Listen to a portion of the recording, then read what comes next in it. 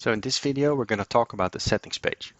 The moment you log in the app, you have a kind of a housing style for the app. So the colors, your logo, all this information you can set up here in the tab called App Settings.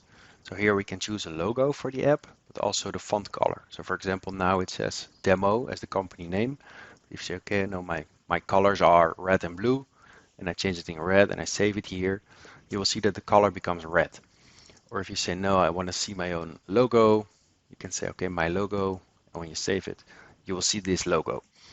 And this is what you also see within the app. So when you log in the app, these kind of settings are being downloaded to the app and the color will change based on what you have set up here. So I can give you a small example how this looks. So what you see now here in this example is that the top banner is green. And here, if I go back to app settings, or for example, I change it to purple, and I click on save, and I go back, you'll see it becomes purple. This is exactly how it happens in the app as well. So in the app, you will see the top banner becomes purple or green or blue, and the font color and the logo will change then based what you specified here.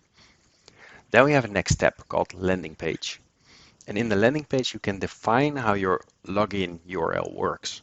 So you can specify there, for example, a couple of social media URLs, which will then automatically appear as icons in here, so that customers, when they do workouts from home and they end up in your personal landing page, can also easily navigate towards your LinkedIn or other social media profiles. You can change the background image, the background color, you can add a description, our page. And for example, when we save it, it will include that in here, and that will look as follows. So when you click here on the Home Trainer button, you will see that the landing page actually loads, and then you can see how it looks. So here you see now, welcome to our page with our logo and our own background. But if I would specify in here now a Twitter URL,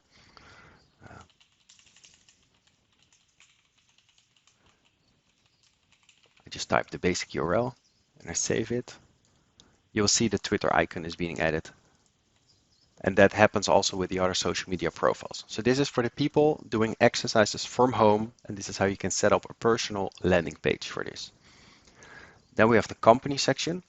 Within the company section, you can upload your own logo, which can be used in the app, which can be used here in the dashboard. It's kind of your personal logo, and you can define the name in the app. So when you log in the app the first time, you will see at the top, you will see your own company name.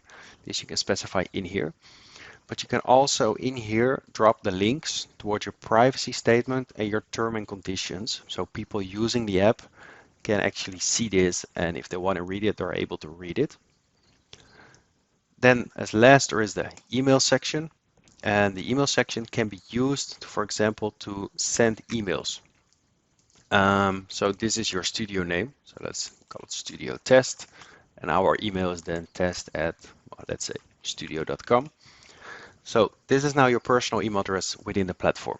But now when you will send an email, it's actually going to use our services to send an email. So it's going to say, for example, studio test at pkservices.nl in this case.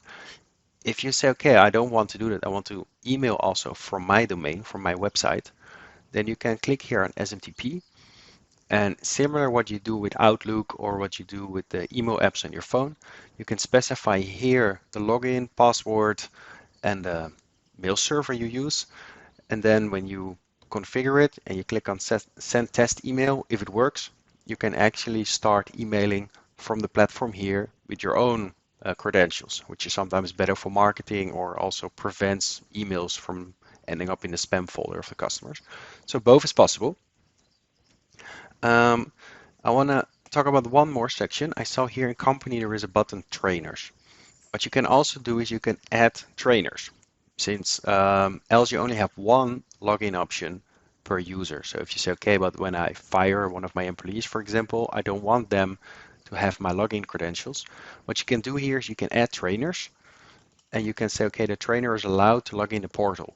Then you can generate a password and add an email.